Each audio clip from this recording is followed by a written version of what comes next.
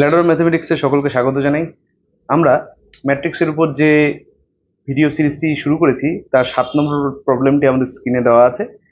এই 7 নম্বর প্রবলেমের ক্ষেত্রে আমরা দেখতে পাচ্ছি এ একটা ম্যাট্রিক্স এবং a⁴ এর ভ্যালু বের করতে বলছে। এখন যে তিনটে অপশন দেওয়া আছে এই তিনটে অপশন না হলে আমরা নান অফ দিসটাকে সিলেক্ট করব। এখন এই যে ম্যাট্রিক্সটা দেওয়া আছে এই ম্যাট্রিক্সের ক্ষেত্রে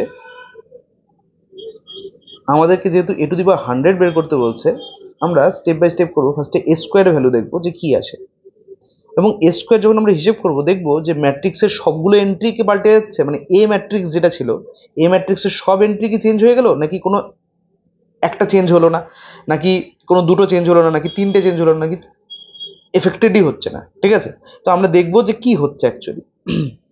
তো a স্কোয়ার মানে আমরা এ ম্যাট্রিক্সের সাথে এ ম্যাট্রিক্সকেই মাল্টিপ্লাই করব, তাহলে a ইন্টু a হবে, দ্যাট ইজ 1 0 হাফ 1, তার সাথে মাল্টিপ্লাই হবে 1 0 হাফ 1, তাহলে এটা ইকুয়াল টু 1 ইন্টু 1 মানে 1, 0 ইন্টু হাফ মানে 0, তাহলে 1, তাহলে 1 ইন্টু 0, 0 ইন্টু 1 মানে এখানে 0 হয়ে যাচ্ছে। Half into 1 that is half, plus 1 into half মানে হাফ, হাফ ইন্টু 0 মানে 0, 1 ইন্টু 1 মানে 1, তাহলে এটা ইকুয়াল টু হয়ে যাচ্ছে।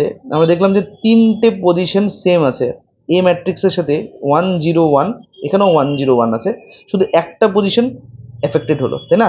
আমরা কি করব, এই এফেক্টেড পজিশনটাকে এভাবে লিখছি 2 ইন্টু হাফ, আর এখানে 1, এভাবে লিখলাম যাতে আমি বুঝতে পারি যে এ স্কোয়ারের সাথে এই ম্যাট্রিক্সটার কি রিলেশন হলো। ঠিক আছে, এ স্কোয়ারের থেকে আমি এ ম্যাট্রিক্সটাকে কি করে পেলাম। বেসিক্যালি এ ম্যাট্রিক্সের যে হাফ বলে যে এন্ট্রিটা ছিল এই ম্যাট্রিক্সের মধ্যে, এ স্কোয়ারের ক্ষেত্রে দেখতে পাচ্ছি সেখানে 2 মাল্টিপ্লাই হয়ে যাচ্ছে। ঠিক আছে, আমরা এ কিউব এর ক্ষেত্রেও দেখবো যে সেম পজিশনটা চেঞ্জ হয় কিনা। যদি এ কিউবের ক্ষেত্রে সেম পজিশন চেঞ্জ হয় তাহলে পরে আমরা বুঝতে পারবো একটা প্যাটার্ন তৈরি হয়ে যাচ্ছে। যদি প্যাটার্নটা আমরা একবার পেয়ে যাই তাহলে পরে a⁴ আমরা সিমিলারিটির সাহায্যে বের করে দিতে পারি।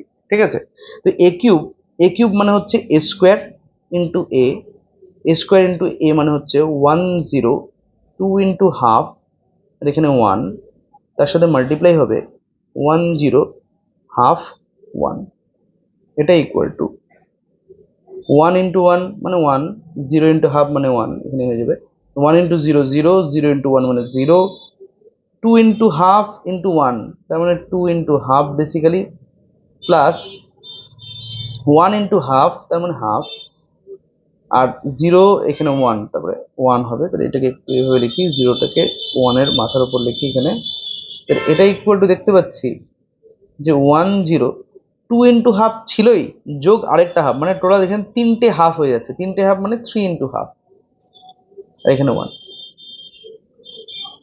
তো এ স্কোয়ারের ক্ষেত্রে হাফের সাথে 2 গুণ হচ্ছিল, এ কিউবের ক্ষেত্রে হাফের সাথে 3 গুণ হলো, বাকি সব জায়গাগুলো আনচেঞ্জ থাকলো। ঠিক আছে, তা আমরা একটা প্যাটার্ন পেয়ে গেছি। তো এই প্যাটার্ন অনুযায়ী a⁴ এর ক্ষেত্রেও আমরা বলতে পারি যে এ ম্যাট্রিক্সের যে 1 1 পজিশন, 1 2 পজিশন আর 2 2 পজিশন তারা আনচেঞ্জ থাকবে, কিন্তু 2 1 পজিশনে হাফের সাথে 100 মাল্টিপ্লাই হয়ে যাবে। তাহলে সেই হিসাবে সঠিক অ্যান্সারটা হচ্ছে 1 0 51, দ্যাট ইজ রাইট অ্যান্সার হচ্ছে বি। এরকম আরো প্রবলেম আমরা নিয়ে আসবো উপরের প্লে লিস্টে, এর লিঙ্কে আমরা এরকম আরো প্রবলেম পাবো। প্রবলেম প্র্যাকটিস হবে এভাবে যে যখন ভিডিওটি শুরু হচ্ছে শুরুতেই ভিডিওটিকে পজ করে দেবে, নিজেরা ট্রাই করবে, নিজেদের যদি কোনো জায়গায় ডাউট থাকে তবে এই প্রবলেমটি দেখবে, অ্যান্সারটা দেখবে। এভাবে প্র্যাকটিস করলে এফেক্টিভ ওয়েতে প্র্যাকটিস করা হবে। Thank you. নেক্সট ক্লাসে আরেকটা ভিডিও নিয়ে আসছি।